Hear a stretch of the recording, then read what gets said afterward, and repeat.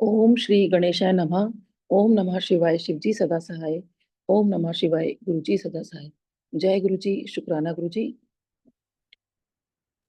आज हम करेंगे वायव्य संहिता उत्तरखंड के अध्याय 1 से लेके 11 तक की विवेचना।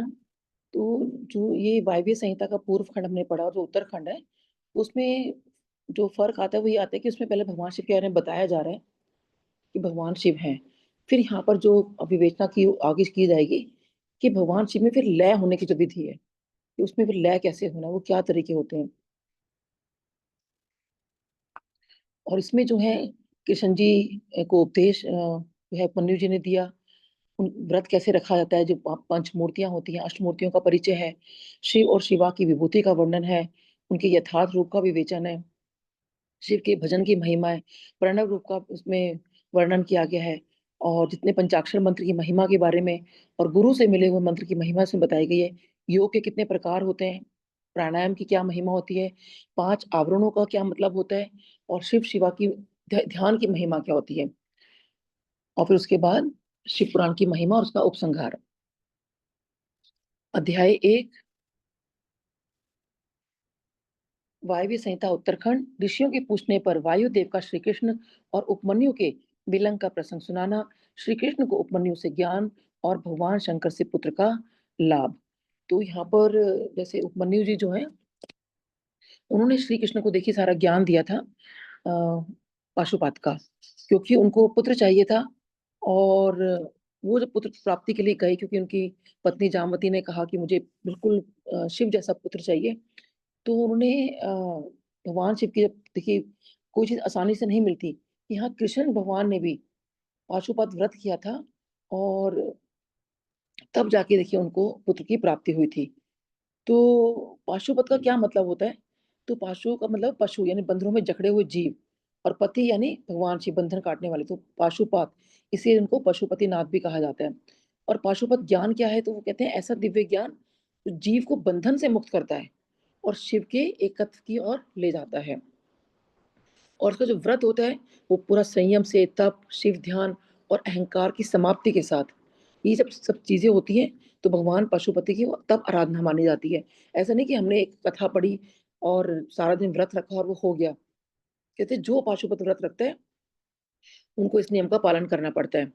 तो कहते हैं पाशुपत्र कोई मतलब वो चीज नहीं है कि भाई एक अस्त्र हो गया, तो वो केवल ज्ञान और भक्ति से प्राप्त होने वाला दिव्य अस्त्र है।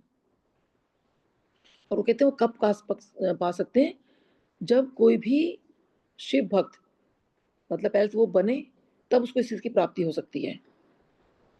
और जैसे देखिए उसके लिए हमें क्या करना है कि पहले गुरु धारण करना है, क्योंकि पाशुपत क्या है कि एक दिव्य ज्ञान है। तो वो दिव्य ज्ञान की प्राप्ति कहाँ से हो सकती है, तो जैसे देखिए कृष्ण जी ने दिव्य ज्ञान की प्राप्ति कहाँ से ली, उपमन्यु जी से। और देखिए उपमन्यु जी के बारे में जैसे हमने पीछे पढ़ा कि कैसे वो एक, जब छोटे बच्चे थे तो कैसे उनको सिर्फ दूध चाहिए था, और कैसे उनको नहीं, भगवान शिव के बारे में कुछ नहीं पता था, और कैसे उनकी माता कहती है कि ओम नमः शिवाय का जाप करो, भगवान शिव तुम्हें दूध दे देंगे।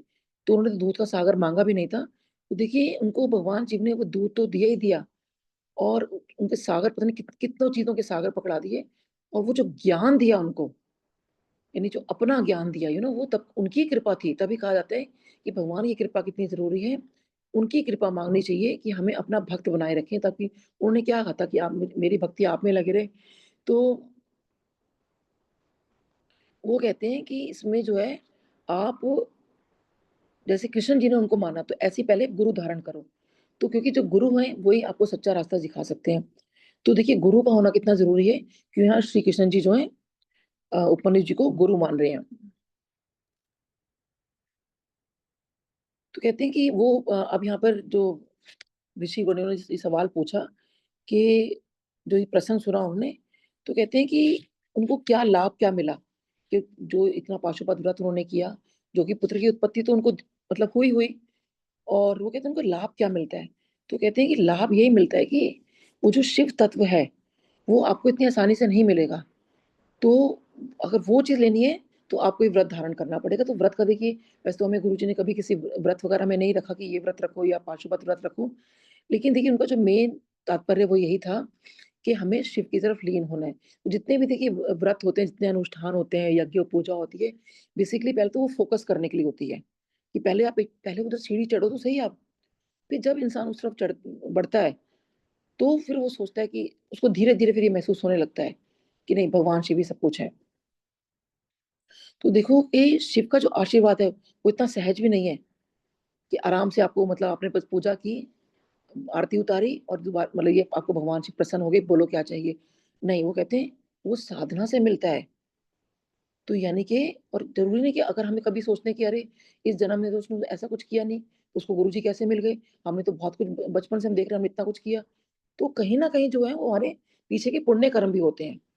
तभी उनको आप भगवान का, अपने गुरु का जो है साक्षात्कार कर सकते हैं। तो वही है कि लेकिन और ज़रूरी नहीं कि उनको हम साकार रूप में, हम निराकार रूप में भी देख सकते हैं। जैसे कि माँ मीरा ने देखा श्री कृष्ण जी को, तो कहते हैं कि श्री कृष्ण को भी शिव को प्रसन्न करने के लिए कठिन तप करना पड़ा था। और तब फिर भगवान शिव जो है स्वयं प्रकट हुए थे और फिर उन्होंने जब पुत्र माँगा था तो उनको साम्ब नाम का जो है पुत्र की प्राप्ति हुई थी। तो इसमें गुरु की भूमिका जो है वो सर्वोपरि मानी जाती है। क्योंकि अगर वो उनके देखिए गुरु ना होते उपमन्यु जी और उपमन्यु जी को देखो ज्ञान अगर भगवान शिव ने ना दिया होता क्योंकि वो शिव तत्व का ज्ञान वो भगवान ने उनको उन्हें तो सिर्फ़ दूध माँगा था, उन्हें फिर भगवान ने उतना प्रसन्न होके क्योंकि इनकी जो है क्योंकि उनको वो क्या चाह रहे थे, मुझे सिर्फ़ भगवान चाहिए, भगवान शिव भगवान चाहिए। तो उनसे प्रसन्न होके उनको इतने वरदान दिए कि स कहाँ सोचिए श्री कृष्ण जी के वो गुरु बने उपमन्यु जी। तो गुरु की जो है हम शरण में जाएँ, वहाँ तपस्या करें और तभी हमें उनकी कृपा जो है प्राप्त हो सकती है। अध्याय 2 उपमन्यु द्वारा श्री कृष्ण को पाशुपत ज्ञान का उपदेश। अब वो पाशुपत ज्ञान का उपदेश देते हैं। तो वो कहते हैं कि भगवान शिव जो है पशुपति कैसे हैं? क्योंकि वो सारा ज्ञान ले रहे हो उपमन्यु जी से। तो वो यही कहते हैं कि देखो वो सबको पाशों से दूर करते हैं, जिनके सबके बंधन होते हैं उनसे वो उनको दूर करते हैं। तो कहते हैं कि इन सब की उत्पत्ति कैसे होती है? वो कहते हैं सबसे पहले तो शिव की प्रेरणा से बुद्धि उत्पन्न होती है, फिर बुद्धि से अहंकार जन्म लेता है, फिर अहंकार जो है शिव की आगे से 3 मतलब उसमें बाँटा जाता है 3 चीज़ों में, वो है सत्व, रजस और तमस। तो ऐसी जो हमारी 11 इंद्रियाँ हैं, 5 ज्ञानेंद्रियाँ हैं और 5 कर्मेंद्रियाँ हैं और 1 मन, वो उत्पन्न होता है। फिर हमारी 5 तन्मात्राएँ यानी शब्द, स्पर्श, रूप, रस, गंध, ये हमारी तन्मात्राएँ यानी 5 महाभूत को जन्म देती हैं। यानी कि जो हमारी 5 महाभूत हैं वो हैं आकाश, वायु, अग्नि, जल और पृथ्वी। तो कहते हैं ये हर चीज़ उनसे ही उत्पन्न हुई है, जितनी जितनी भी चीज़ें हमारी चाहे वो अक्षर है, चाहे कोई भी शब्द है, वो कहते हैं जितनी इंद्रियाँ, तन्मात्राएँ सब कुछ हैं, जो उनसे ही उत्पन्न हुए हैं। तो वो कहते हैं कि जो भी फिर जीव इन सब चीज़ों में जकड़ जाता है, तो भगवान शिव जो हैं, उनको काटने के लिए आते हैं। उनका पाश जो है, जब काटते हैं तो वो पशुपति कहलाते हैं। तो ऐसा दिव्य ज्ञान जो हमारे जीव को क्या दे रहा है? यानी कि जो अविद्या, अहंकार और संसार के बंधन से मुक्त करता है। तो यानी कि हमें वो विद्या का ज्ञान दे रहा है, हमें ये सिखा रहा है कि हमें अहंकार नहीं करना चाहिए, कभी कोई गलत कार्य हो उसमें नहीं पड़ना चाहिए। तो वो फिर उसकी उपासना विधि बताते हैं, कि कैसे जो है इसकी उपासना विधि करनी चाहिए, कैसे इसकी दीक्षा ली जाती है और कैसे और जब ये दीक्षा ली जाती है पाशुपत व्रत की, तो कहते हैं मन को तो इतना संयम आप करो, मौन धारण करो, एकाग्रता रखो और निष्काम भक्ति रखो। ये जब तक ये सब चीज़ें मन में नहीं होंगी, तब तक जो है हम कोई भी व्रत नहीं कर सकते और पाशुपत व्रत तो देखिए बहुत कहते हैं बहुत डिफ़िकल्ट बताया जाता है, कितना आसान नहीं होता उसको करना। तो यही कहते हैं कि पहले मन में मौन लेकर आओ, एकाग्रता लेकर आओ। तो देखिए उसके बाद जो है श्री कृष्ण जी जो है इतनी गहन तपस्या करते हैं और फिर भगवान शिव तब प्रकट हुए थे। तो हमें कितनी बस कितना मैसेज मिलता है कि जहाँ भगवान कृष्ण जो कि खुद ईश्वर है, तो उनको भी अगर कोई एक चीज़ चाहिए थी, तो उन्होंने भी कितना तप किया। उनको आसानी से भगवान के दर्शन नहीं हुए। उन्होंने पाशुपत व्रत किया, 12 वर्ष तक उन्होंने व्रत किया। तो यही कहते हैं कि और उनको उपमन्यु जी का मतलब सानिध्य में जाना पड़ा। तो गुरु बिना शिव ज्ञान अधूरा है। तो इसीलिए गुरु जो है हमें ज़रूर धारण करें और गुरु से ही जो है हम इस बात की शिक्षा लें कि हमें आगे क्या करना है। देखिए हमारे गुरुजी तो ये शिक्षा दे के गए, हल गले गए तो कहीं नहीं है कि शिव पुराण पढ़ो। क्योंकि ये जो कर्म होता है, हम जो ये काम कर रहे हैं, वो कहते हैं ये ही हमें जो है उनमें लय करेगा आगे। तो कहते हैं कि ये जो भगवान शिव को प्रसन्न करने के लिए तप और संयम तो आवश्यक है। हम जो ये तप तप और संयम जो संयम से जो हम चीज़ें कर रहे हैं, तो कहते हैं ये कोई भारी पूजा नहीं है कि हमने एक पाशुपत व्रत किया, एक व्रत कर लिया और एक कथा पढ़ ली और पूजा अर्चना कर ली। तो कहते हैं कि ये जो पूजा है, बाहरी पूजा ना होके ये आंतरिक शुद्धि के लिए आवश्यक है। क्योंकि हमारे जो अंतर मन है, उसको हम कैसे शुद्ध करें? क्योंकि जब तक वो शुद्धि नहीं होगी, तो कहते हैं कि आगे जो है, हम आगे बढ़ ही नहीं सकते।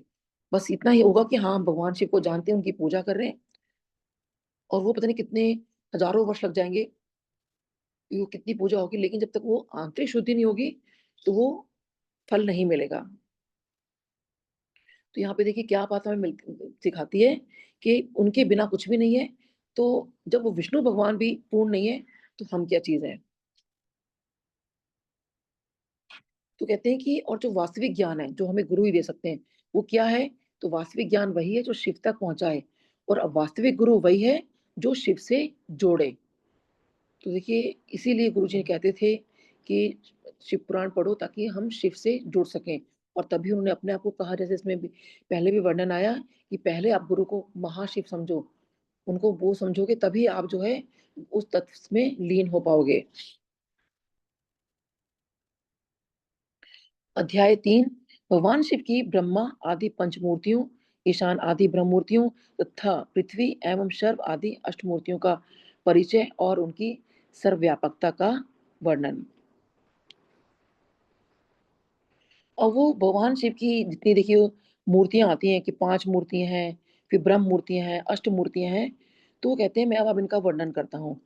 तो क्योंकि कृष्ण जी को देखिए वो सारा ये उपदेश दे रहे हैं उपमन्यु जी, तो कहते हैं कि पंचमूर्ति का क्या मतलब? यानी कि पंचमूर्ति हमें बताती है कि शिव ही संपूर्ण ब्रह्मांड की क्रियात्मक शक्तियाँ हैं, जितनी भी चीज़ें हैं। फिर पंच ब्रह्म हमें क्या सिखाती है कि हर दिशा यानी पंचमूर्ति तो हमें बता रही है कि पूरा ब्रह्मांड, इस पूरी शक्तियाँ वही हैं। पंच ब्रह्म क्या है? वो हर दिशा में जितनी इंद्रियाँ और तत्व हैं। और अष्टमूर्ति क्या बोध कराती है कि संपूर्ण प्रकृति ही शिव का साक्षात्कार रूप है। तो ये पंचमूर्तियाँ क्या होती हैं? तो जो 5 प्रमुख शक्तियाँ हैं, यानी कि जो हमारी ब्रह्मा, विष्णु, रुद्र और महेश और सदाशिव, जिनका कार्य सृष्टि, पालन, संहार, तिरोभाव और अनुग्रह है। तो ये जो है ये उनकी 5 मूर्तियाँ हैं, तो पंचमूर्ति इनको कहा गया है। और जो पंच ब्रह्म मूर्ति होती हैं, वो हैं शिव के 5 चेहरे।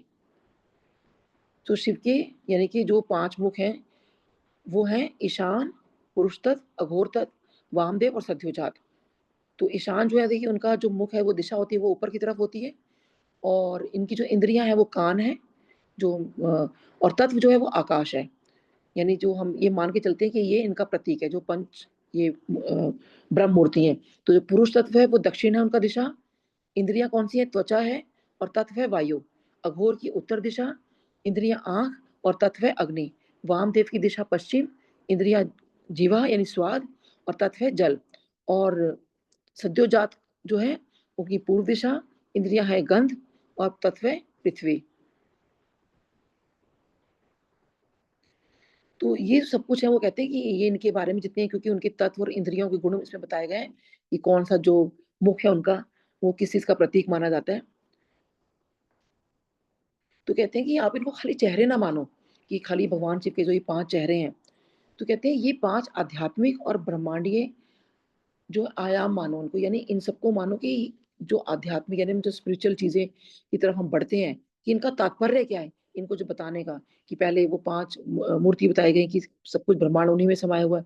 फिर ये 5 मुख जो हैं, जो हमारी जितनी भी इंद्रियाँ हैं, जो 5 तत्व हैं, उनको दर्शाती हैं ये। तो यानी कि हर दिशा में क्योंकि 5 मुख हो गए कि चारों तरफ 4 दिशाएँ होंगी और ऊपर की तरफ दिशा हो गई। तो कहते हैं इसका मतलब ये हो गया कि हर दिशा में जो है भगवान शिव हैं, उनकी हर इंद्रियों में। यानी जितनी हमारी श्रवण है, स्पर्श है, दृष्टि है, स्वाद है, गंध है, वो शिव की शक्ति से सब कुछ कार्य कर रही है। अब आता है अष्टमूर्ति। तो अष्टमूर्ति में क्या है? यानी कि शिव केवल मंदिर में नहीं है कि मंदिर में भगवान शिव की मूर्ति है, वो कहते हैं प्रकृति के हर तत्व में विराजमान है। तभी कहते हैं ना कण कण में प्रभु। तो कहते हैं तो 8 मूर्तियां क्या है? तो कहते हैं पृथ्वी, ये तत्व जो है वो पृथ्वी है, और शिव का जो रूप है वो है शर्व, यानी कि स्थिरता और आधार। फिर होता है जल तत्व, जल तत्व है तो उसका शिव का रूप है भव, यानी जीवन और पोषण। अग्नि तत्व का शिव रूप है रुद्र, यानी ऊर्जा और शक्ति। वायु तत्व का है उग्र, यानी गति और संचार। तो आकाश तत्व का है भीम, यानी विस्तार और अनंत। सूर्य तत्व का है पशुपति, यानी चेतना और प्रकाश। चंद्रमा तत्व का है महादेव, यानी शीतलता या और भाव। और ब्रह्म यानी यज्ञ, यानी ईशान, यानी त्याग नियम सृष्टि। तो ये अष्ट जो मूर्तियां बताई जाती हैं उनके बारे में, यानी कि जैसे अगर हम धूप में चलते हैं तो वो कहते हैं वो पशुपति का तेज है अगर हम चल रहे हैं तो, और जब हम शीतलता चांदी में विश्राम करते हैं तो वो उनकी करुणा है। तो यानी कि जो ये चीज है कि मैंने तेज और जो सोम के बारे में वर्णन आता है कि एक चीज तेज है और दूसरी बनी शीतलता। तो और दोनों को ही जब का मिलन होता है तो ही वो कहते हैं हम पूरे शिव तत्व का ज्ञान जो है हम अपने अंदर ला सकते हैं। तो 5 मूर्तियां यानी ब्रह्मांड के 5 कार्य, यानी सृष्टि पालन संहार तिरोभाव अनुग्रह। पंच ब्रह्म यानी 5 दिशाएं, हमारे जितने तत्व हैं जितनी इंद्रियां हैं, और इसमें सारे शिव तत्व व्याप्त हैं। और अष्टमूर्तियां प्रकृति के 8 तत्व, जहाँ शिव जो है साकार रूप में विराजमान है। अब वो कहते हैं कि जो महेश्वर की जो शक्ति है, अब वागेश्वरी शक्ति जिनको बोला गया है, तो कहते हैं कि वो शक्ति जो है, यानी महेश्वर की शक्ति वागेश्वरी कहलाती है, जो अक्षरों के रूप में प्रकट होती है। यानी जो वागेश्वरी देवी हैं वो वाणी की अधिष्ठात्री देवी हैं। तो ये शक्ति जो मातृका के रूप में जानी जाती है, जितने भी देखिए वर्णमाला होती है, जितने भी अक्षर होते हैं, तो ये वो हैं। और इन्हीं अक्षरों से, क्योंकि जब हम कोई अक्षर पहले पढ़ेंगे तो क ख ग घ या अ ई, तो उसके बाद ही हम ये अक्षर पढ़ते हैं, फिर कोई शब्द बनता है। कहते हैं इन्हीं अक्षरों से सारे मंत्र, वेद, भाषा, शास्त्र और संपूर्ण ज्ञान जो है वो प्रकट होता है। तो और वो कहते हैं कि ये सब शिव की शक्ति के बिना, जो उनकी जो शक्ति है उनके बिना संभव नहीं है। इसलिए हम भगवान शिव को शक्ति से अलग ना समझें कि वो अलग है, भगवान शिव अलग है और जो माँ शिवा है वो अलग है। तो कहते हैं कि भगवान शिव की लीला से ही जो उत्पन्न है, ये जो जितनी मोह माया है सब कुछ है, और जितनी भी जो ये 3 चीजें होती हैं, यानी कि सत्व रज और तम, वो कहते हैं कि ये सब उनकी ही देन है, और इनसे सब कुछ उत्पत्ति होती है प्रकृति की। तो इसलिए हम इन चीजों को अपने से अलग कर ही नहीं सकते। तो सत्व यानी कि ज्ञान, प्रकाश और संतुलन। रज का मतलब होता है यानी इच्छा, यानी गति या कोई भी क्रिया। और तम का मतलब होता है अज्ञान, यानी कि अवरोध। और जो भगवान शिव की कहते हैं कि जितनी भी शक्तियां हैं, तो भगवान शिव ने वो जिस जिस रूप में भी आए, और ईश्वर जिस रूप में आए, तो कहते हैं कि उनको वही शक्ति फिर उनके उस रूप में भी काम करती है। और उनके जो अपने प्रमुख देवता होते हैं वो उनसे भी जुड़ती है। यानी कि अगर वो रुद्र हैं, देवता अगर रुद्र है तो उनकी शक्ति होगी रौद्री, ये संहार और परिवर्तन का कार्य है इनका। विष्णु है तो वैष्णवी, संरक्षण और पालन है इनका कार्य। ब्रह्मा है तो ब्रह्माणी, यानी सृष्टि और विचार। इंद्र है तो इंद्राणी, यानी कर्म, इंद्रियां और नियम का संचालन ये करते हैं। तो यानी कि हर देवता की शक्ति जो है, यानी शिव शक्ति, तो सब कुछ जो है वो कहते हैं उन्हीं से ही मिला हुआ है। और सब कुछ जो है वो कहते हैं कि हर चीज मतलब जो है उन्हीं में ही समाई हुई है। और जो सबका सब पर जो अनुग्रह करते हैं, सब पर उपकार करते हैं, वो उन्हीं की ही कृपा से होते हैं। तो उनकी कृपा वो कहते हैं लेनी जो है वो बहुत जरूरी है। अध्याय 4, शिव और शिवा की विभूतियों का वर्णन। तो यहाँ पर देखिए, एक होता है कि विभूति का मतलब होता है कि यज्ञ में अग्नि जलाई और एक विभूति हो, यानी कि दो चीजें मिली तो उनका प्रोडक्ट निकला एक राख, यानी विभूति। अब वो कहते हैं कि जब सोचिए यहाँ पे शिव और शिवा अगर मिल रहे हैं तो उनकी क्या विभूतियां होंगी। तो यहाँ पे ये मतलब है, यानी कि विभव प्लस भूति, यानी अर्थात ऐश्वर्य, सामर्थ्य, महानता और शक्ति का प्रकट रूप। तो यानी कि जब वो शिव और शिव भगवान शिव और शिवा मिले तो उनसे क्या चीजें हमें मिली। तो वो कहते हैं कि ये 3 स्तर पे समझी जाती है कि आध्यात्मिक विभूति और दैविक विभूति और भौतिक विभूति। तो आध्यात्मिक विभूति क्या है? यानी कि शिव जो है वो निर्गुण तत्व है, जो शक्ति के साथ मिलकर संपूर्ण ब्रह्मांड के अंदर लीला करते हैं। तो यानी कि उनकी विभूति क्या है? सत, यानी कि शिव शाश्वत सत्य है, वो सच है जो कभी नष्ट नहीं होता। फिर विभूति आई उनकी चित यानी चेतना, यानी शिव जो है सच्चिदा आनंद स्वरूप है, यानी शुद्ध चैतन्य है। आनंद यानी शिव जो है परम आनंद के स्रोत हैं, यानी भोग और त्याग दोनों के। ज्ञान शिव सर्वज्ञ है, संपूर्ण ज्ञान के वही सोर्स हैं। शक्ति शिव की कृपा से ही शक्ति जो है क्रियाशील होती है। तो देखिए हम ये तो यहाँ पर बहुत डिफरेंट इसका वर्णन किया गया है कि विभूति का मतलब हम यहाँ पे वो चीज़ ना समझें, हम समझें कि वो जब दोनों मिल रहे हैं, उन दोनों के मिलने से हमें क्या चीज़ें मिल रही हैं। तो ये आध्यात्मिक विभूति बताई गई, कैसे तत्व होते हैं और कैसे उनकी शक्तियाँ हैं। फिर आता है दैविक विभूति, यानी शिव के जितने रूप, अवतार और लीलाएँ हुए हैं। तो उन्होंने एक लीला की, मिलकर आपस में लीला की, यानी कि जैसे तो वो चीज़ें क्या होती हैं, जैसे विभूति इनको माना गया जैसे कि पंचमुख शिव यानी ईशान, अघोर, वामदेव, सज्जोदा, तत्व। अष्टमूर्ति शर्व, भव, रुद्र, उग्र, पशुपति, भीम, ईशान, महादेव। फिर उनका लिंग रूप आया शिवलिंग, रुद्र रूप आया एकादश रुद्र, फिर दक्षिण मूर्ति आया गुरु रूप, और फिर नटराज आया नृत्य स्वरूप। फिर भौतिक विभूतियां यानी शिव के जो प्रतीक हैं। तो क्या प्रतीक है वो जो भौतिक विभूतियां हमसे हमें मिली भगवान से, वो मिली त्रिशूल। तो ये हमें क्या इसका अर्थ होता है, यानी तीन गुण, यानी जो हमारे सत्व रज और तम है पर विजय। डमरू यानी कि नाद बिंदु का सृजन, ब्रह्मांड का आरंभ। तो वो नाद आवाज हुई ना, डमरू बजा, तो नाद बिंदु का सृजन। फिर भस्म यानी विभूति, यानी अहंकार का दहन, और ये हमें बताता है मरणशीलता की याद। जब जो कि हम खाली इसी भस्म और विभूति को, हम जब की विभूति की बात आती है तो हम इसी को समझते हैं कि ये विभूति होगी खाली। तो ये तो देखिए भौतिक तीन विभूतियों में से भौतिक विभूति का एक छोटा सा पार्ट है ये भस्म। तो बाकी सब भगवान का, क्योंकि उनकी ही सबकी दी हुई चीजें हैं, यानी जो हमें कोई चीज का प्रोडक्ट मिल रहा है। तो ये वो विभूतियां हैं। तो फिर आया रुद्राक्ष, यानी शिव की तीसरी आंख का अश्रु, ध्यान और रक्षा का प्रतीक। फिर आया सर्प, यानी मृत्यु और भय पर नियंत्रण। और फिर गंगा, चेतना और जीवन की धारा, जो भी उन्होंने चीजें धारण कर रखी है, जो भी यानी कि इसका क्या अर्थ मिला जो हमें तीनों विभूतियों को मतलब पड़ा। तो कहते हैं ये विभूति वह सब कुछ है। इन सब में जो भी जो विभूतियों की यहाँ बात की जा रही है, वो कहते हैं कि विभूति वह सब कुछ है जो हमें शिव से जोड़ती है। तो यानी कि बाहरी प्रतीकों से लेकर भीतरी चेतना तक। तो ये देखिए कितना इसमें इम्पोर्टेंट हो जाता है कि हम ये शिव और शिवा की विभूतियों का जब हम यहाँ वर्णन करते हैं कि कैसे जो है हमें पहले बाहरी चीज हमारे हमारी चीजें हुई कि हमें जो एक हमारे हम जो एक अपने रूप में हम देखते हैं कि ज्ञान है, शक्ति है, या ये पंचमुख भगवान है, और या फिर त्रिशूल डमरू है। तो ये सब देखो कि कितना है कि इन सब का तात्पर्य क्या है, कि ये सब हमने पहले चीजें देखी, यानी ये बाहरी प्रतीक जो मतलब सब चीजों को देखा, और फिर वो धीरे धीरे क्या होता है, वो हमें भीतरी चेतना तक लेके जाती है चीज। तो शिव की जो विभूतियां हैं जो हमने अभी पढ़ी सारी है, तो कहते हैं ये केवल पूजनीय नहीं है कि खाली हमने पूजा कर दी इनकी, वो कहते हैं बल्कि साधना के साधन है। तो हमें कहते हैं ना, हमें कोई ना कोई चीज जगह जाना हो, कहीं आना हो, तो कोई साधन चाहिए होता है।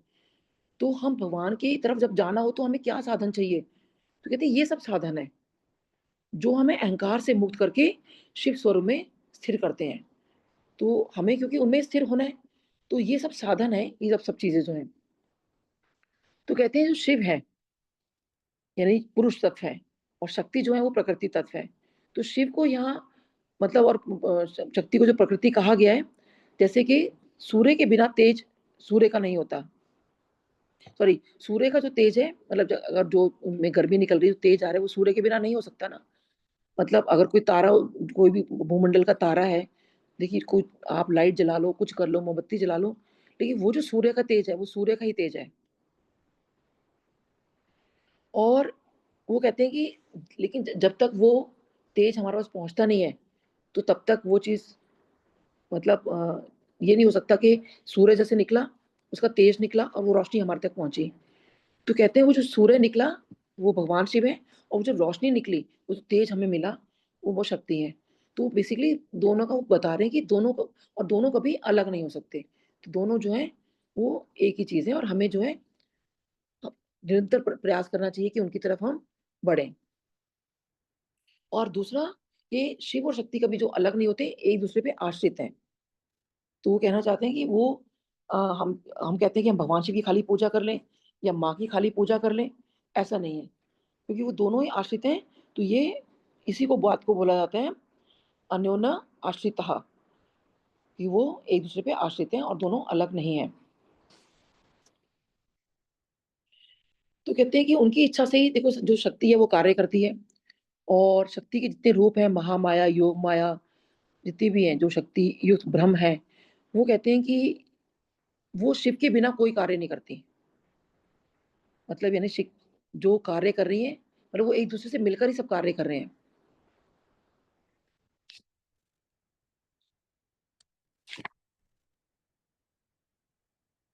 तो कहते हैं कि इसीलिए शिव और पार्वती को एक ही परम तत्व के दो रूप कहे गए हैं। तो इसीलिए उनको, जैसे भगवान शिव को शिव कहा जाता है, इसीलिए उनको शिवा कहा जाता है। हालांकि माँ के कई नाम है, भगवान शिव के कई नाम है, लेकिन मेन जो है हम कहते हैं शिव और शिवा। तो वो यही चीज है कि दोनों जो हैं एक ही हैं।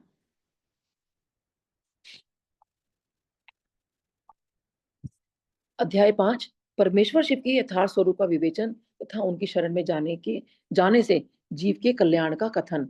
तो यहाँ पे अभी भी देखिए जो उपमन्यु जी हैं, ये कृष्ण जी को ये सारा उपदेश बता रहे हैं कि परमेश्वर के जो यथार्थ जो स्वरूप है वो क्या है, और जब उनकी शरण में कोई जीव जाता है तो उसका कल्याण कैसे होता है। तो कहते हैं भगवान का जो रूप है वो निराकार भी और साकार भी है। वो कहते हैं कि खाली वो एक मूर्ति या लिंग में नहीं है, वो निराकार रूप में भी है। तो यानी जो उनकी मूर्ति होगी हम एक साकार में मान लें, या हमारे सामने अगर भगवान आते हैं, जैसे गुरु जी आए साकार रूप में आए, अब वो निराकार रूप में है, तो ये तो हमने अभी खुद देखा इस चीज को। तो वो यही बता रहे हैं कि उनके जो रूप हैं वो दो हैं। कहते हैं अगर शिव की पूजा हमने कर ली और शक्ति की नहीं की, तो आराधना जो है वो अधूरी रह जाती है। तो जो साधक शिव को पूजता है वो शक्ति को भी सम्मान दे। और वो कहते हैं कि भगवान जो है वो व्यापक है, यानी सब जगह पर है। और वो कहते हैं वो अज्ञे हैं, यानी जिन्हें बुद्धि से नहीं जाना जा सकता। वो सभी रूपों से परे हैं और फिर भी हर रूप में विद्यमान है, क्योंकि यानी भगवान शिव में यही कहा जाता है ना कि वो हमें दिख भी रहे हैं और नहीं भी दिख रहे, यानी हमें समझ भी आ रहा है कि हाँ भगवान शिव है, फिर एक जगह ऐसा लगता है कि सच में है। तो कहते हैं वो वहां पर भी है। तो चाहे वो विद्या हो चाहे अविद्या हो, क्योंकि हमारा मन में धारणा आती रहती है कि सच में ऐसा है या नहीं है। वो कहते हैं वो हर रूप में वहां पर है वो।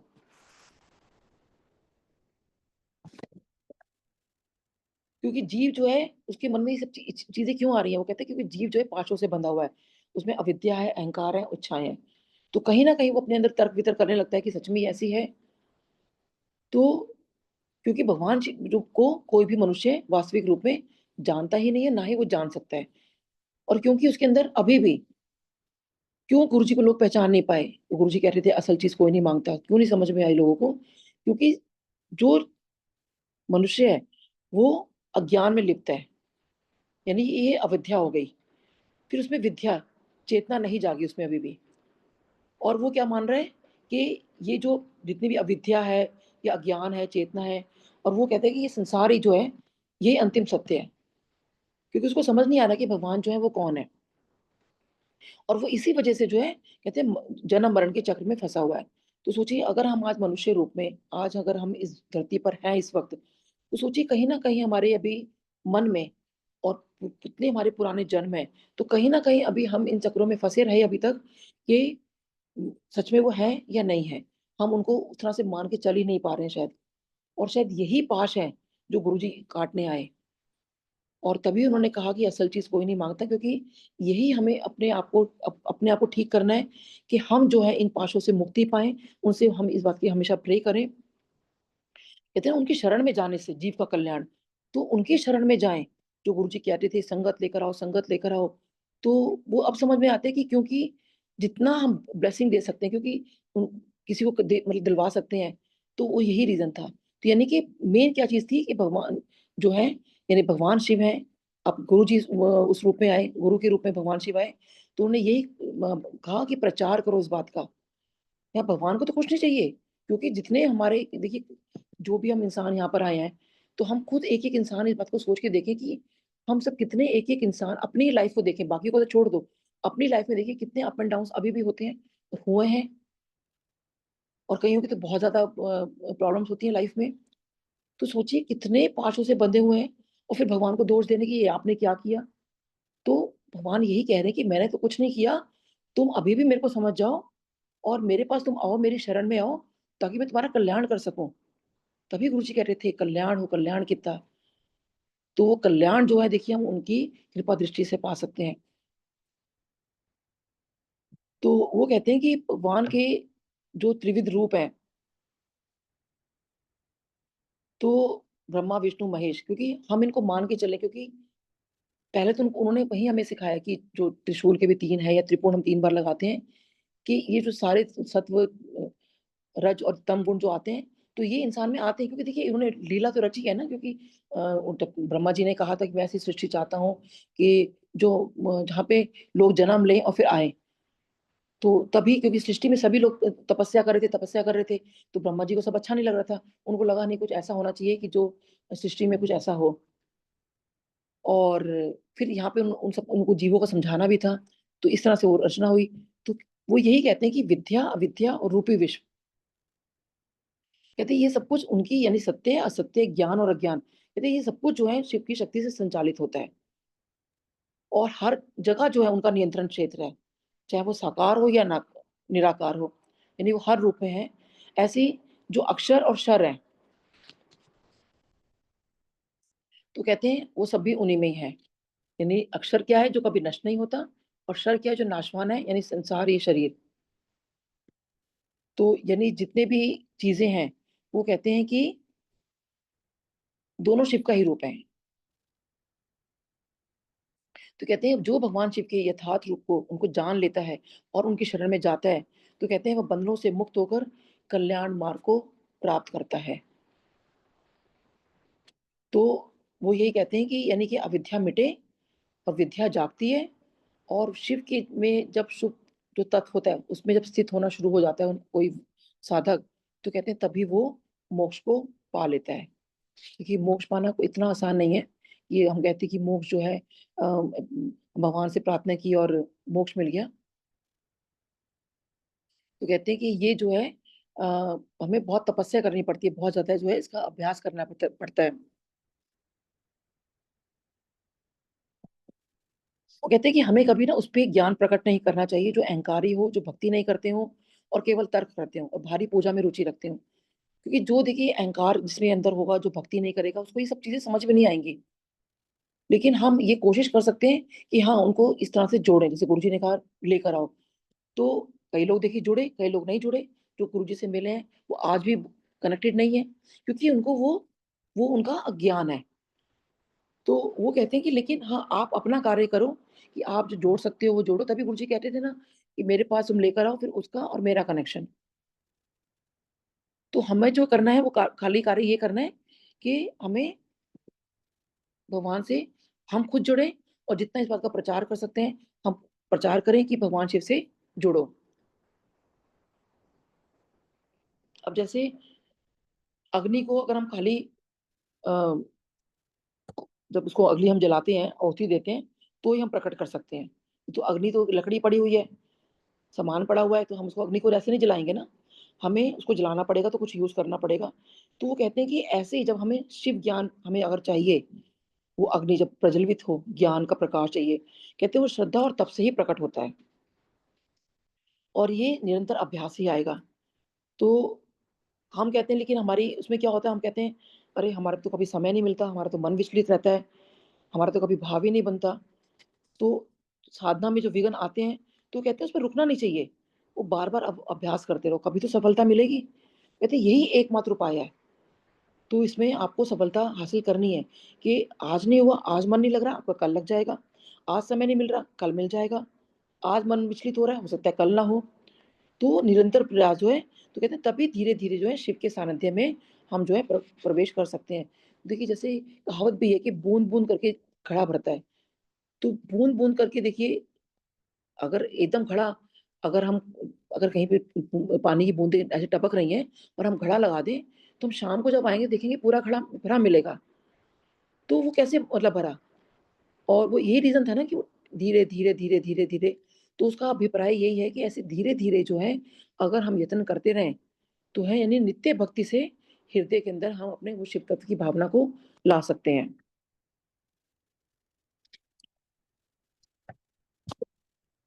तो हम जो है भगवान शिव को पूरा ब्रह्मांड समझते हुए इस बात को बस यही कोशिश करें कि भगवान आप सब कुछ हो, क्योंकि वो कहते हैं निरंतर, और भगवान में निरंतर जो है वो कहते हैं इस बात को जो है आप उनसे प्रे करते रहिए कि प्रभु जो कुछ हो वो सब आप हो। फिर वो कहते हैं कि यहाँ पर जो उनका स्वरूप है, यानी वो उच्च भी है यानी परा भी है, यानी जो सत्य है, जो ब्रह्म है, और निम्न भी है, अपरा भी है, यानी जो शक्ति है। फिर यहाँ शिव के 3 रूप बताए, भ्रांति, विद्या और पराविद्या। यानी भ्रांति यानी अविद्या, यानी संसार को सत्य समझने की जो भूल इंसान करता है। फिर विद्या, सत्य असत्य का भेद जानने की शक्ति उसमें आ जाती है।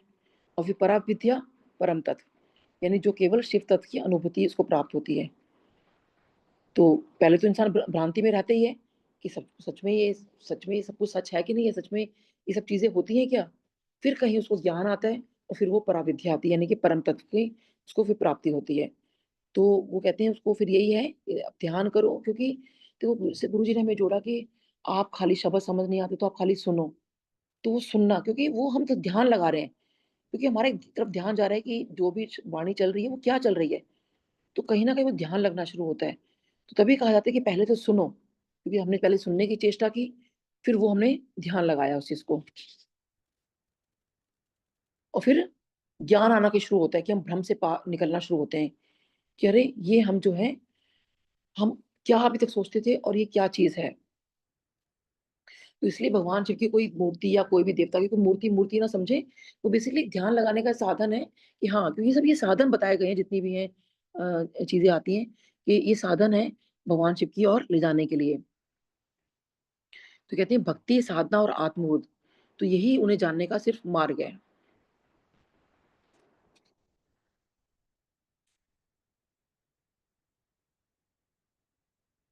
अध्याय 7, परमेश्वर की शक्ति का ऋषियों द्वारा साक्षात्कार, शिव के प्रसाद से प्राणियों की मुक्ति, शिव की सेवा भक्ति तथा 5 प्रकार के शिव धर्म का वर्णन।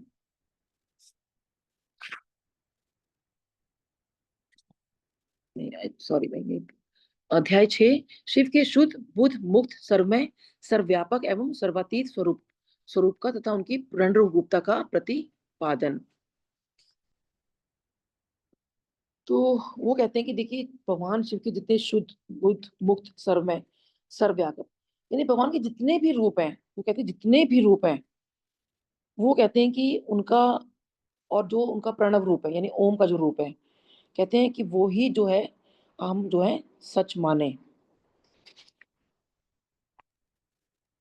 तो क्योंकि शिव को कोई बांध नहीं सकता, कोई मुक्त नहीं कर सकता, यानी उन्हें मोह, माया, काम, क्रोध, अहंकार, जितनी भी हमारी इंद्रियां हैं, जो भी इतनी बुद्धि है, कोई बांध नहीं सकता, वो सब दोषों से रहित हैं। तो कहते हैं कि जो शिव है वो समय और कारण से बिल्कुल परे हैं, यानी वो कालातीत है, उनको ना तो भूत, ना वर्तमान, ना भविष्य कोई उनके ऊपर प्रभाव नहीं डालता। उन्हें ना कर्म बांधते हैं, ना कोई कर्तव्य बांधता है, ना तो उनका जन्म होता है, ना मृत्यु होती है। वो हमेशा अजन्मय हैं, अविनाशी हैं, और वो स्वयं भू हैं, उनकी अपनी मर्जी से वो आते हैं। फिर कोई शिव की कोई इच्छा नहीं है, कोई विकार नहीं है, उनकी तो कोई भी देखिए इच्छा, कोई विकार नहीं है।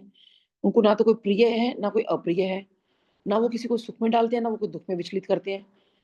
तो कहते हैं, और मनुष्य ये जो इन द्वंद्वों में उलझा रहता है, लेकिन भगवान शिव जो है इन सबसे परे हैं। वो कहते हैं भगवान शिव का जो स्वरूप है वो इतना सूक्ष्म है और दिव्य है, और यानी कि और वो विराट भी वही है। तो सब कुछ जो है वो भगवान ही है, मतलब हर हर रूप के अंदर है। कहते हैं वही रुद्र है, वही ईश्वर है, वही ईशान है, वही पिनाकपाणी है, और वही परम पुरुष है, वही हिरण्यगर्भ है, और वही महापुरुष है, वही परमेश्वर है।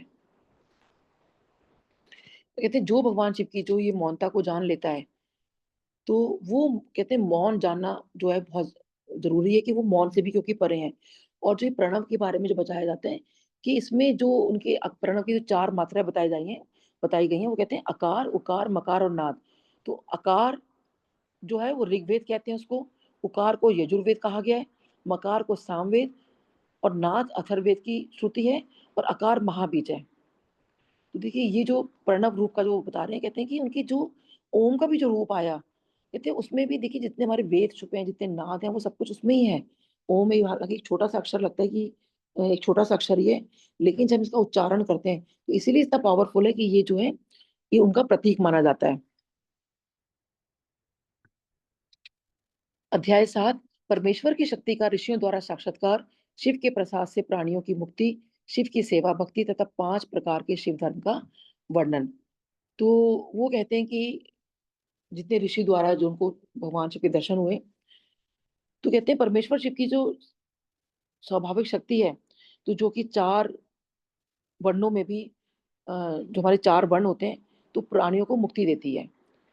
तो वो कहते हैं कि ये शक्ति कोई भारी वस्तु नहीं है, वो कहते हैं कि इसको वो सब में व्याप्त है, कि ये बाहर-बाहर से नहीं देखनी, वो अंदर से, बाहर से, वो कहते हैं सब में व्याप्त है। जैसे और उनकी जो कृपा दृष्टि है वो सब पे पड़ती है, जैसे सूरज की रोशनी होती है वो सब पर पड़ती है। तो कहते हैं ऐसी उनकी कृपा दृष्टि सबके ऊपर पड़ती है।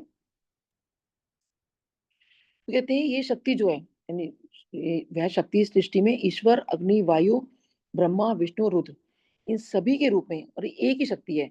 यानी जो शक्ति है, यानी श्रुति यानी कि वेद, स्मृति, धृति यानी स्थिरता, स्थिति यानी कि पालन, नृत्य, ज्ञान, इच्छा, तप, क्रिया, यानी है तो भगवान शिव ही, वो शक्ति एक ही है, लेकिन ये सब उनकी भिन्न-भिन्न ये सबका जो है कार्य करती हैं। तो कहते हैं कि भगवान शिव के वो शिव धर्म के बारे में बात करते हैं। तो भगवान शिव के जो 5 शिव धर्म है वो क्या हैं? वो कहते हैं कि श्रवण शक्ति, यानी शिव की कथा सुनो, सबसे पहले। गुरुजी ने देखिए इसी से जोड़ा हमें। फिर कीर्तन भक्ति, यानी शिव का नाम का गुणगान, जो उन्होंने देखिए सत्संग करवाने शुरू किए।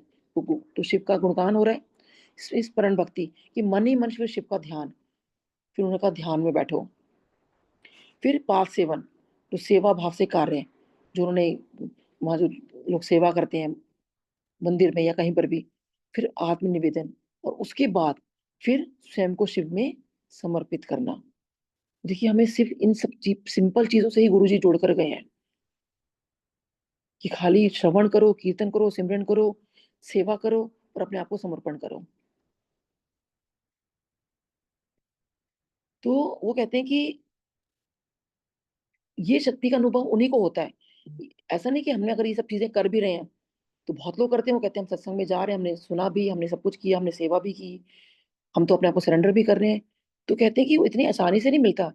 उसको ये अनुभव उन्हीं को होता है जो एक्चुअल भगवान शिव की तरफ जो जाते हैं, कि जिनका मन पवित्र होता है, जो मोह और भ्रम से मुक्त रहते हैं और जिनकी शिव के प्रति पूर्ण श्रद्धा होती है। ये नहीं कि आज हमारा ये काम नहीं हुआ, तो हमने अगले दिन कह दिया कि अरे! वहाँ तो जाने का फ़ायदा नहीं, वहाँ तो हमारा कुछ काम ही नहीं बना। तो देखिए उपमन्यु जी ने क्या कहा, जब वो इंद्र देवता उनके पास आते हैं भगवान शिव के रूप में, तो वो तो उनको बहला रहे थे ना कि तुम इधर आ जाओ, रास्ता भटक जाओ भगवान शिव से। चाहे वो भगवान शिव ही भटकाने वाले थे उनको। तो भगवान शिव यही परीक्षा भी लेते हैं, कि इंसान को भटकाते हैं और इंसान भटक जाता है। तो फिर वो तुम कहाँ पर गुरु की अपने भक्ति या भगवान शिव की फिर भक्ति कर रहे हो, जब तुम भटक गए हो तो? कहते हैं फिर उनके पास जो है, फिर भगवान शिव की जो है श्रद्धा आ ही नहीं सकती। तो कैसे आएगी जो इंसान भटक ही गया तो? तो वो ये कहते हैं क्योंकि वो ये सब कुछ जो लीला है, जो ये बंधन से युक्त है, जो दुःख किसी को हो रहा है, कुछ हो रहा है, ये कहते हैं ये सिर्फ़ लीला है, लेकिन वो तर्क से नहीं, अनुभव से हम समझ सकते हैं इस बात को। तो जहाँ तर्क-वितर्क में हम लोग पड़ जाते हैं, तो वही जो है धारणाएँ चेंज होनी शुरू हो जाती है कि वो एक नेगेटिव बोल रहा है, एक पॉज़िटिव बोल रहा है। तो कहते हैं सिर्फ़ आप भगवान शिव को जानने के लिए कुछ मत करो, खाली ये सब चीज़ें करो, उनके बारे में सुनो, उनका कीर्तन करो, उनका चिंतन करो, क्योंकि वो जो हैं, वो हर ब्रह्मांड के कण में हैं। अब वो कहते हैं तपस्या, यानी वो जो कहते हैं जो तप करने के लिए वो बात करते हैं। तो क्योंकि भगवान ने जो है 4 अपने चीज़ें बताई हैं, कि जो तप कह रहे हैं, ज्ञान, तप हो गया, कर्म हो गया, जप हो गया, ध्यान हो गया, ज्ञान हो गया। तो ये सब का भावार्थ क्या है? क्योंकि हम इनसे कैसे जुड़ें? तो वही है कि पहले तो हमें देखिए अपने हर चीज़ को वश में करना पड़ेगा, कि हमारी चीज़ें, क्योंकि जब तक हमारी इंद्रियाँ कंट्रोल नहीं होंगी, तो कहते हैं कि हम कुछ आगे कार्य कर ही नहीं कर सकते। तो वो कहते हैं कि परमात्मा ने ये 5 प्रकार के शिव धर्म बताए हैं। तो पहला जो तप है, यानी कि शरीर और मन की इंद्रियों को वश में करना। तो जब तक हम इंद्रियों को वश में नहीं करेंगे, तब तक हमें भगवान शिव नहीं मिल सकते। यानी कि शिव के लिए स्वयं को तपाना ही तप है। हम कहते हैं ना, तप क्या कर रहे हैं तुम? उनके लिए तपाना, शिव के लिए उस स्वयं को तपाना तप है। यानी कि ये नहीं कि खाली हमने व्रत रख लिया, उपवास रख लिया और कष्ट सह लिया। तो यानी कि और उसका मतलब क्या होता है? यानी कि जो अपने हमारी जो अंदर प्रवृत्तियाँ, जो विकार हैं, उनको शुद्ध करना। तो जब तक विकार खत्म नहीं होंगे, यानी हम तब तक उसके अंदर अपने आप को नहीं तपाएँगे, तब तक हम आगे बढ़ ही नहीं सकते। और ये जो शिव धर्म कैसा होना चाहिए? यानी कि मौन रहकर, और हमारे अंदर ईर्ष्या, क्रोध, मोह ये सब नहीं होना चाहिए। और ये शारीरिक, वाणी और मानसिक संयम इसमें बहुत ज़रूरी है। तो जब हम ये सब करते हैं तो हमारा मन शांत होता है और जो चित्त होता है वो शिव में बनना शुरू हो जाता है। फिर आता है कर्म, यानी हर कर्म शिव को समर्पित कर देना चाहिए, तो वो शिव धर्म है। तो भगवान ने कहा कि 5 तरह के जो शिव धर्म बताए गए इसमें। तो दूसरा है कर्म, यानी शैव धर्म में कर्म का अर्थ है कर्तव्य को ईश्वर भावना से करना। यानी आपको जो भी कर्तव्य मिला है, यानी अपने परिवार, समाज और गुरुओं की सुसेवा मिली है, तो वो जो कर्तव्य मिला है, उसको ईश्वर भावना से करना कि यानी ये मेरे ईश्वर ने मुझे ये कार्य दिया है तो मुझे करना है। तो ये नहीं कि अपने कर्तव्य को छोड़ के हम यहाँ-वहाँ जा रहे हैं। पहले अपने कर्तव्य पूर्ण करें, तो वो भी उनको समर्पित करते हुए, तो ये कर्म हो गया। और जितनी भी हमारे अंदर ये भावनाएँ होती है ना, दया, सत्य, क्षमा, ऐसे गुणों का अभ्यास करना, यानी और दूसरा कि जैसे अहिंसा, संयम और सेवा भाव, तो इनको हमें अभ्यास करना है कि हमारे अंदर ये सब चीज़ें आएँ। तभी जो है वो क्या कहते हैं, हम शिव को प्राप्त कर सकते हैं। यानी कि वो फिर दूसरा हम ये भाव रखें इस बात को, ये मैं नहीं कर रहा, वो कर रहे हैं। क्योंकि हम मैं आ जाती है ना, अरे! मैंने अपने कर्तव्य का पालन किया, मैंने उसका ये किया, मैंने ये किया, कहते हैं वो फिर वो चीज़ खत्म हो जाती है। फिर आप भगवान शिव की तरफ बढ़ ही नहीं रहे। फिर आता है तीसरा जप, यानी नाम की शक्ति से। तो जप यानी ओम नमः शिवाय।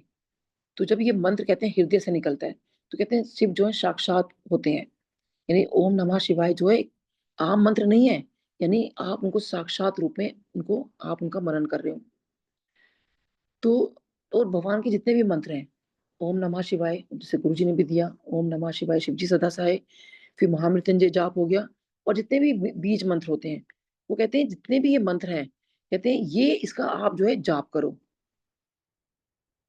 और ये नियमित रूप से करो। ये नहीं हमने आज कर लिया, हमने कल नहीं करेंगे, कहते हैं नियमित रूप से करो और शांत स्थान पे करो। तो पहले तो मानसिक जप करो, फिर मौन जप करो और फिर सहज जप करो। फिर आता है चौथा इसमें ध्यान, यानी ध्यान वह माध्यम है जिसमें हम शिव को केवल सुनते नहीं बल्कि अनुभव करते हैं। तो हम सुन रहे हैं कि भगवान शिव का हम कुछ वर्णन सुन रहे हैं, कुछ कर रहे हैं, फिर एक वक़्त आता है जब ध्यान यानी वो मेडिटेशन वाला जो पॉइंट होता है कि जहाँ पे हम उनको अनुभव कर रहे हैं। तो मन को एकाग्र करके शिव तत्व में लीन होना, तो ये ध्यान है। तो हम ध्यान का रूप कर सकते हैं कि हम भगवान को हम उनके बारे में सोच रहे हैं कि वो त्रिनेत्रधारी हैं, गंगा जी उनके ऊपर विराजमान है, चंद्रमा उन पे विराजमान है, तो शिवलिंग का हम ध्यान कर रहे हैं, और उनको फिर हम महसूस कर रहे हैं कि वो हमारे हृदय में हम बैठ रहे हैं। कहते हैं ना, हमारा अपना शरीर मंदिर है, तो हम उनको अपने हृदय में बिठा रहे हैं, उनको उनका ध्यान कर रहे हैं। तो जब भी हम उनका ध्यान करें, तो हम अपने गुरु का, अपने ईश्वर का, तो उनको ध्यान करें कि हाँ, वो हमारे सामने ऐसे बैठे हैं। तो इस ऐसे ध्यान से क्या होता है?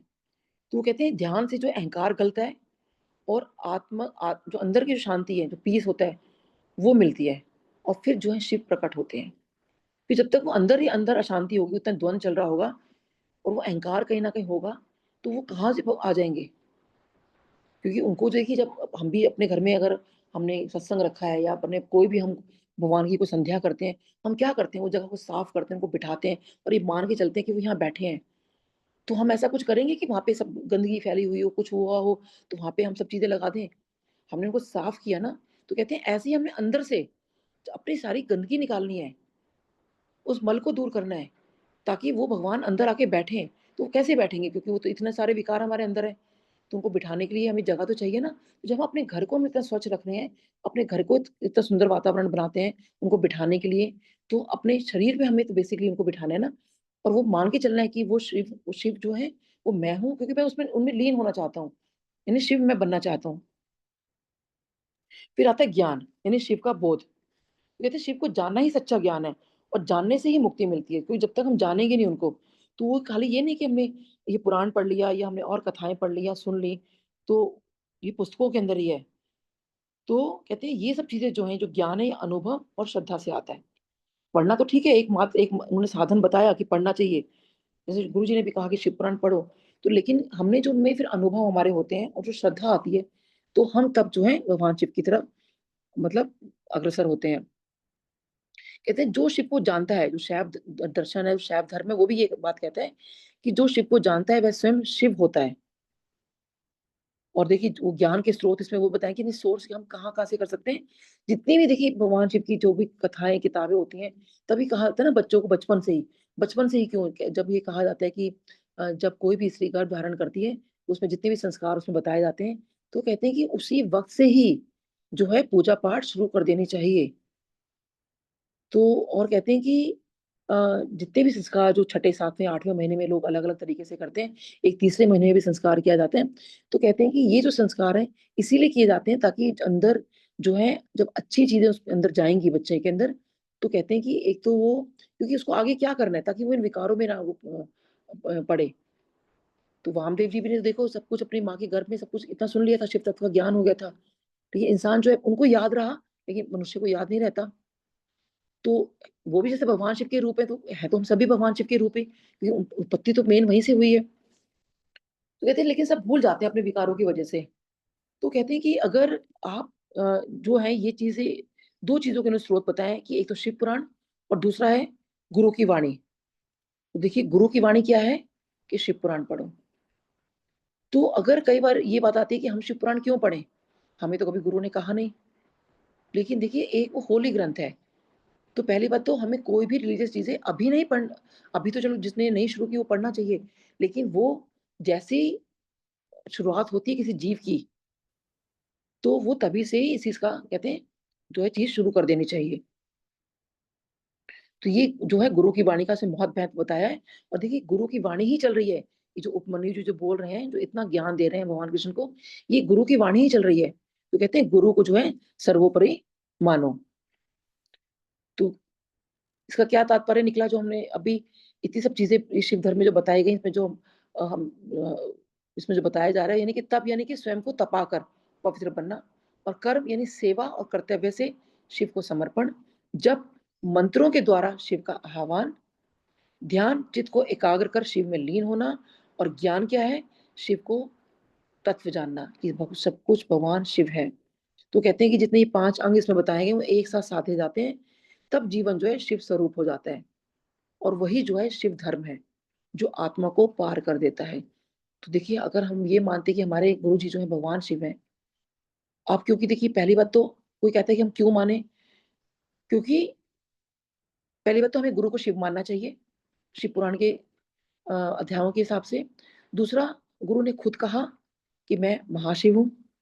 तो कहते हैं कि जो उनके अनुशासन में रहता है, तभी वो आत्मा को पार लगा सकते हैं। और वो यही कहते थे कि असल चीज मांगो, ताकि वो जो है जीव जो पाशों से बंधा पड़ा है, क्योंकि देखिए उन्होंने तो इतनी कृपा कर दी हमारे ऊपर, इतनी कृपा कर दी, शायद वो हमारे पिछले पुराने पुण्य कर्मी थे, जो उन्हें कह दिया, चाहे वो जिन्होंने देखा हो तभी भी, नहीं देखा हो तभी भी, कि पुराने कर्म तो मैंने 90% काट दिए, 10% तो काट लो। और उस 10% में भी वो क्यों हमसे कटवा रहे हैं, ताकि हमें ये ज्ञान हो जाए शिव तत्व का, तभी उन्होंने हमें शिव पुराण से जोड़ा। तो इसीलिए हमने गुरु जी को देखा है नहीं देखा, हम ये ज्यादा ना सोचते हो, इस पे सोचें कि हम गुरु जी से जुड़ गए हैं। देखिए मीरा जी भी, उन्होंने ये नहीं सोचा कि अरे कृष्ण जी के टाइम मैं क्यों नहीं हुई, या कृष्ण जी मेरे टाइम में क्यों नहीं पैदा हुए। उन्होंने माना कि श्री कृष्ण सब कुछ है, और उनको फिर श्री कृष्ण जी ने देखिए वो दर्शन दिए। तो भगवान आते हैं जब हम बुलाते हैं। तो वो कहते हैं फिर जो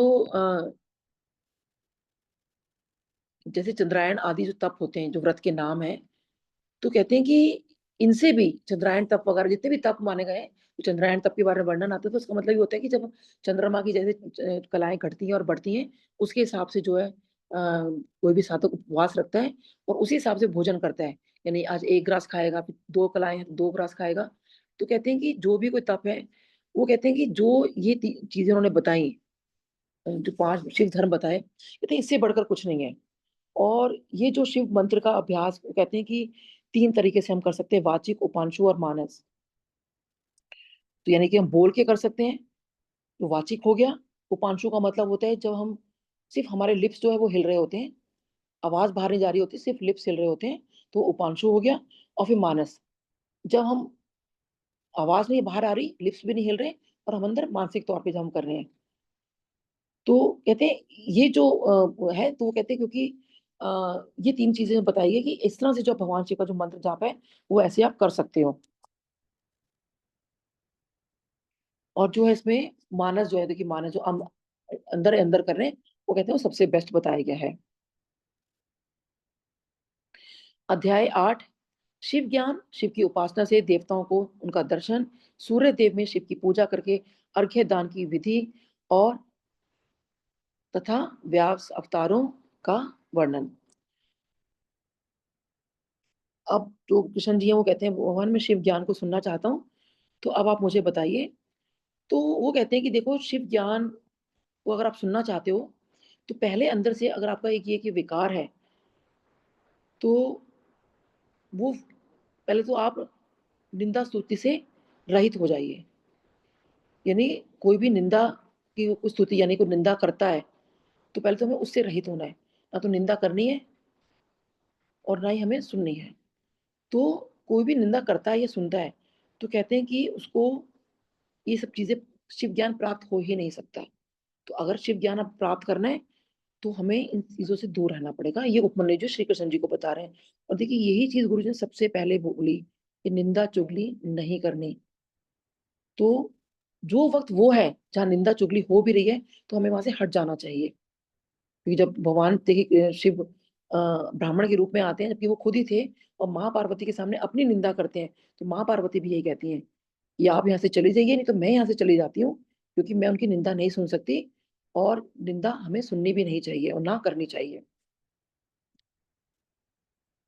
तो वो कहते हैं जो शिव है वो परम तत्व है, देवता भी उनसे नीचे हैं। तो जितने भी हमारे देवता हैं, ब्रह्मा, विष्णु, इंद्र, वरुण, अग्नि आदि, वो कहते हैं वो सब उनसे नीचे हैं। वो कहते हैं कि जो ये आए हैं जब देवता, कहते हैं वो भी खाली जो है अपने कर्तव्य की पूर्ति हेतु शिव की कृपा से अपने सारे वो कार्य कर रहे हैं। क्योंकि भगवान ने दिया ना सबको, उनको कार्य सृष्टि का, पालन का, संहार का, और सब देवता अपने अपने कार्य कर रहे हैं। वो कहते हैं शिव की शक्ति से ही देवताओं को ज्ञान और दर्शन होता है। और देखो अगर उनको जो ज्ञान है, वो शिव की शक्ति के बिना नहीं हो सकता। और अब देखिए यहाँ पर जो खुद विष्णु जी हैं, जो कृष्ण जी के रूप में हैं, उनको वो भी तो ज्ञान ले रहे हैं ना, तो उनकी कृपा से ही हो रहा है। फिर वो कहते हैं शिव की उपासना से ही देवताओं को भी साक्षात्कार होता है।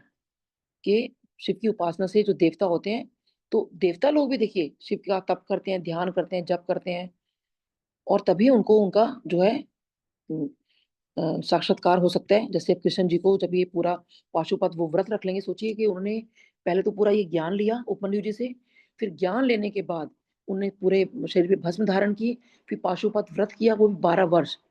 सोचिए इतना ज्ञान प्राप्त के बाद, इतना पाशुपत व्रत के बाद, क्योंकि थोड़ा मुश्किल होता है पाशुपत व्रत, वो सब कृष्ण जी ने किया, तब जाके जो है भगवान शिव ने उनको दर्शन दिए। तो यानी कि भगवान को भी, यानी ईश्वर को भी, तो देखिए हम इंसान क्या चीज है, जब उनको भी इतना वो शिव तक जानने के लिए इतना ज्ञान की प्राप्ति करनी पड़ी। और देखिए तभी भी जो पहले भी इसका वर्णन आता है कि विष्णु और ब्रह्मा जी भी जो है, वो आदि और अंत खोज नहीं पाए थे। तो उनको तो हम पूरा वर्णन तो उनका, उनको ज्ञान ले ही नहीं सकते, कोई भी नहीं ले सकता। वो तो कोई जान ही नहीं सकता उनको। तो वो यही कहते हैं कि लेकिन हम जो है अपना जो जप और तप है ये निरंतर करते रहें। तो खाली जो है, और वो भी हम जो है कहते हैं ना कि भाव से, क्योंकि जब तक वो भाव नहीं होगा, तो वो कुछ भी नहीं हो सकता। फिर यहाँ पे सूर्य को कहते हैं ना अर्घ्य देना चाहिए, तो उसके बारे में यहाँ वर्णन आते हैं, यानी उनको जल अर्पण करना चाहिए। तो कहते हैं ये शिव की उपासना का भी एक अंग है। ये ना समझे कि हम, और हम तो गुरु जी को मानते हैं या भगवान शिव को मानते हैं, तो हम जल क्यों दें। जबकि गुरु जी ने भी एक कहीं किसी को कहा था कि सूर्य को जल देना चाहिए। तो कहते हैं कि ये शिव की उपासना का एक अंग है। तो सूर्य को जल जरूर देना चाहिए, क्योंकि सूर्य भी शिव की शक्ति का एक उज्जवल प्रतीक है। तो यानी कि जब हम सूर्य को अर्घ्य दे रहे हैं, तो जो शिव का जो तेज है, हम उसको नमन कर रहे हैं। तो कहते हैं समय और स्थान क्या होना चाहिए? कहते हैं सबसे उत्तम समय जो है, वो सूर्योदय के तुरंत बाद है, यानी सुबह 5:30 से 7 बजे के बीच में माना जाता है।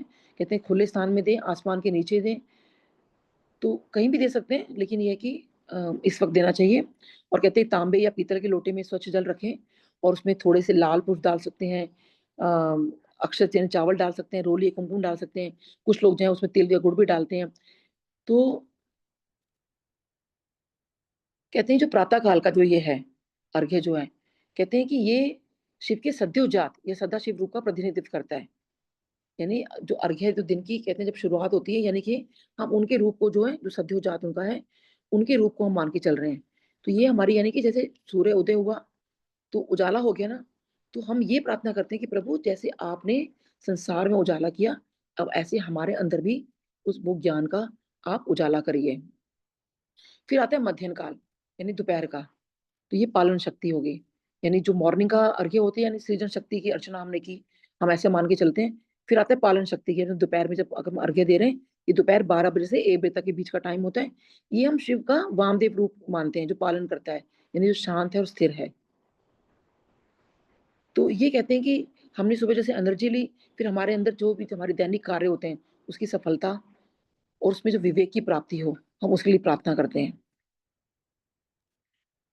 तो यानी कि जो भी चीज़ें हैं, यानी अब हमने प्रार्थना कर ली, हमारे अंदर वो ज्ञान आए, फिर उसी ज्ञान से जो एनर्जी हमें सुबह मिली, तो उसमें हम अपने विवेक की हमारे में सहनशीलता भी आए, और हमारे जितने रोज के जो कार्य हैं, उनपे सफलता मिले। फिर आता है सायंकाल का, यानी संहार शक्ति की अर्चना। तो यानी ये सूर्यास्त से पहले, यानी 5:30 से 6:30 बजे या सूर्य डूबने से पहले करना चाहिए, अर्घ्य देना चाहिए। तो ये जो शिव का तत्व है, इसमें शिव का अघोर रूप, यानी संहारक, यानी तमस के नाशक।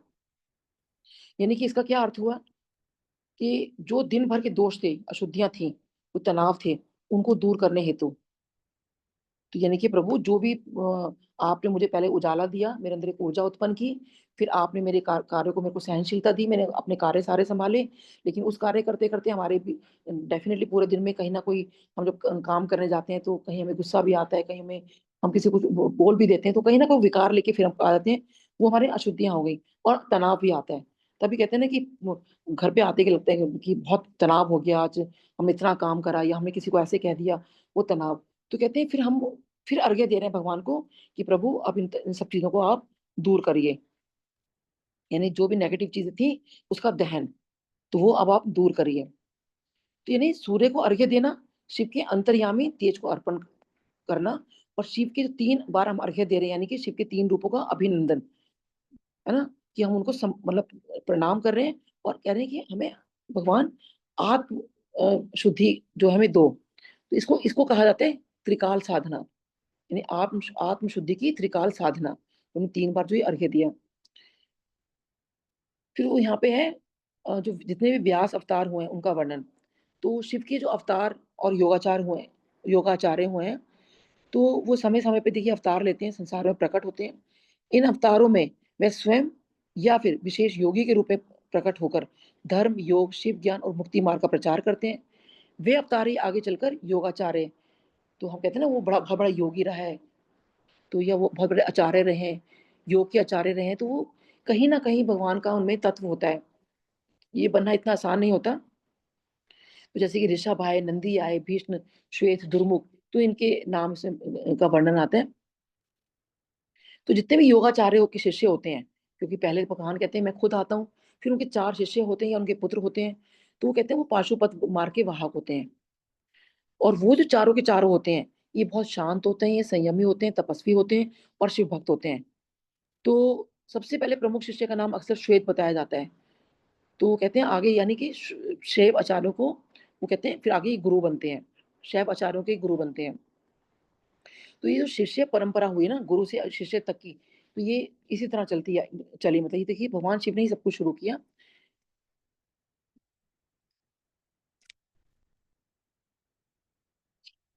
शिव के अवतार, अध्याय 9, शिव के अवतार, योगाचार्यों तथा उनके शिष्यों की नामावली। तो यहाँ भगवान शिव के देखिए जितने अवतार आए हैं, उनके इतने योगी गण आए, उनके जितने शिष्य आए, तो उसमें यहाँ पे इनका वर्णन आ जाता है कि जैसे श्वेत, सुतार, मदन, उपमन्यु, कश्यप, वशिष्ठ, गौतम। तो कहते हैं संपूर्ण जो है 112 पशुपत योगाचार्य जो हुए हैं। और शिष्यों की विशेषताएं, जिनके शिष्य हुए उनकी क्या विशेषताएं होती हैं? ये सिद्ध पशुपात कहलाते हैं, यानी शिव की पाशुपत दीक्षा प्राप्त कर चुके होते हैं।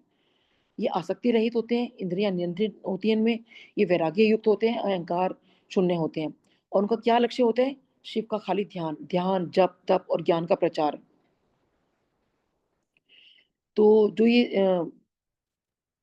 कहा कि जितने भी हैं, और ये सारे के सारे जितने 112 योगाचार बताए हैं, जो महेश्वर शिष्य बताए हैं, वो कहते हैं ये फिर हैं आगे जो है, मतलब बढ़ते हैं और आगे इन्हीं से फिर जो है जितनी भी सब चीजें हैं, क्योंकि कहीं ना कहीं से हमें चीजें पता चल रही है ना, ये सब भगवान शिव कौन है, क्या है। क्योंकि अगर पुराण ना लिखा गया होता, हमें चीजों का पता ही ना होता, और हमने डिफरेंट डिफरेंट जितने हमारे आचार्य योगी आए हैं उनके बारे में पढ़ाना होता, तो कैसे पता चलता?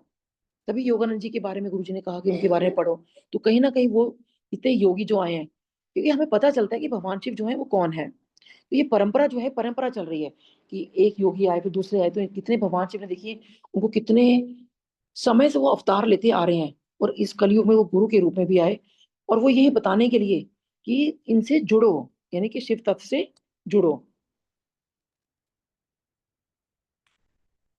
तो कहते हैं कि क्या ये जो परंपरा चली वो क्या हमें दिखाती है? यानी कि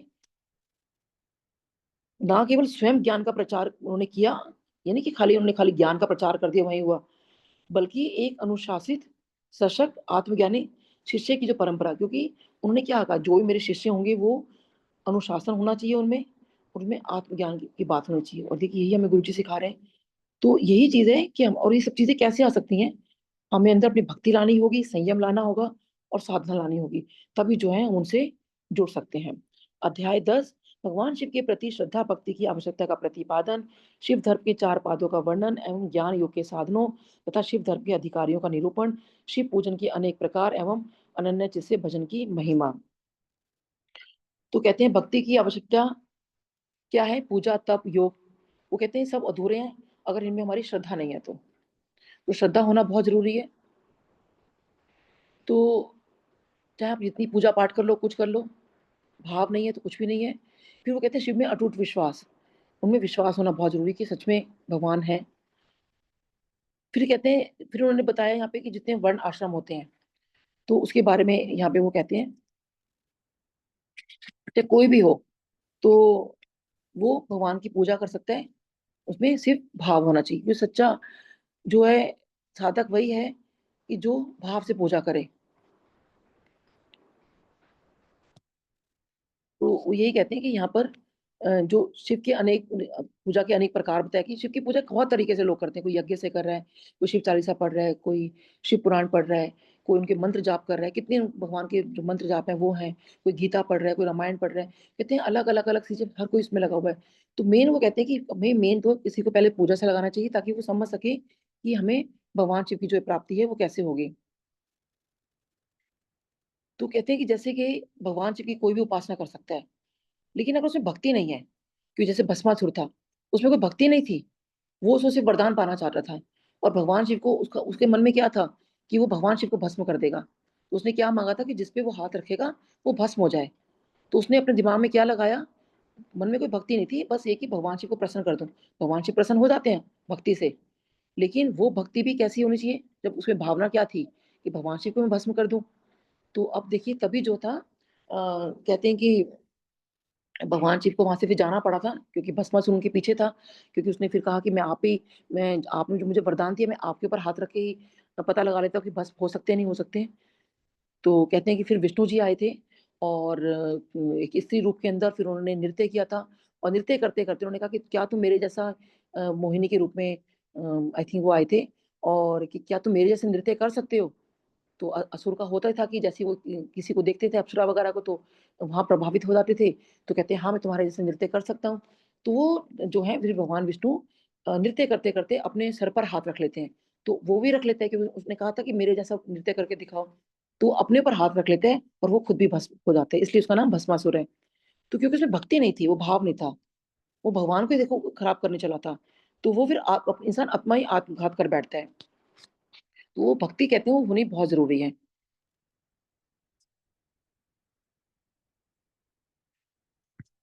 फिर यहाँ पे भगवान के कहते हैं कि जितनी चीज़ें हमें जो भक्ति का जो मूल है बेसिकली यानी पूजा, योग, तपस्या, कर्म।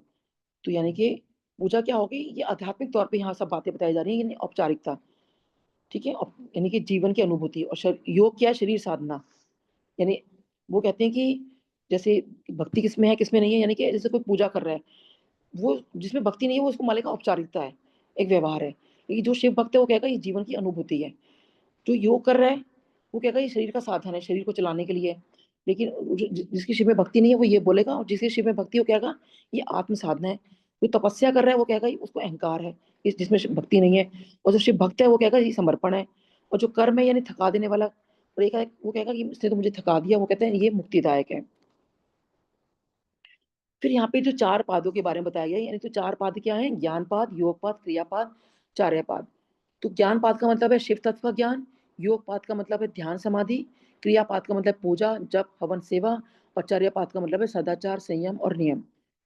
तो और इसके वो कहते हैं कि जितनी भी पूजा होती है यानी बाह्य पूजा, मध्य पूजा और अंतर पूजा। तो बाह्य पूजा हो गया यानी कि पूजन आचरण, मध्य पूजा हो गया यानी कि जप और ध्यान, और अंतर मतलब शिव ज्ञान जो अंदर से हम जो कर रहे हैं। तो कहते हैं ये जो चार स्तंभ बताए गए, ये चार पाद जो बताए गए, कहते हैं इसी से ही जो है उसको समझ में आता है कि शिव कौन है और कैसे जो है हम उनसे आगे मिल सकते हैं। और क्योंकि पहले तो भगवान के अलग अलग रूपों के अंदर जो है करते हैं कि भगवान शिव इस रूप में है, नटराज रूप में है, अर्धनारीश्वर रूप में है। फिर धीरे धीरे धीरे हम वो समझना शुरू करते हैं कि ये जो सब कुछ है वो भगवान शिव ही है।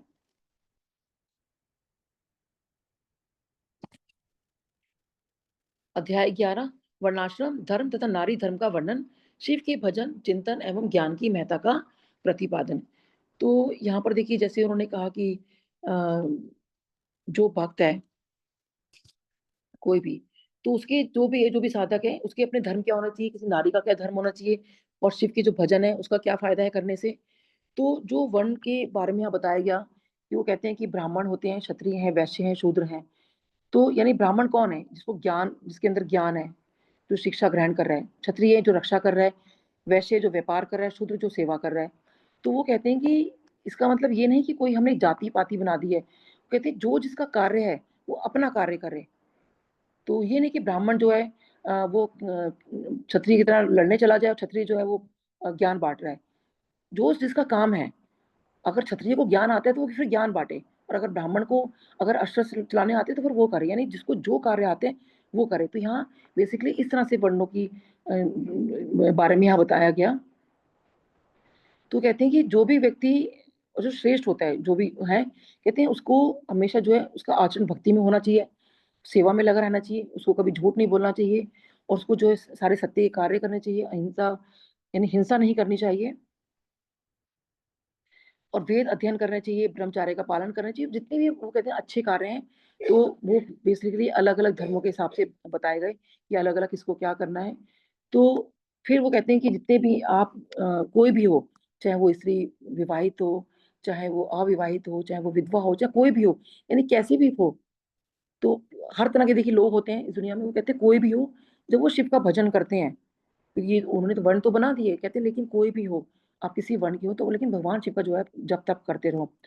तो वो कहते हैं इनसे हमारी मन की शुद्धि होती है, हम शिव से निकटता आती है, और उन्हीं से जो जितने संकट होते हैं उसका जो है नाश होता है। तो चिंतन जो है वो कहते हैं सबसे ऊपर है, और जो है हमें भगवान शिव का जो है निरंतर ध्यान करते रहना चाहिए। तो वो यही ज्ञान बता रहे हैं कि जो भजन चिंतन और जो है यानी कि सब चीजें हैं, भजन चिंतन और ज्ञान, तो कहते हैं ये हमें निरंतर जो है इसी में लीन रहना चाहिए, तभी जो है भगवान शिव की प्राप्ति कर सकते हैं।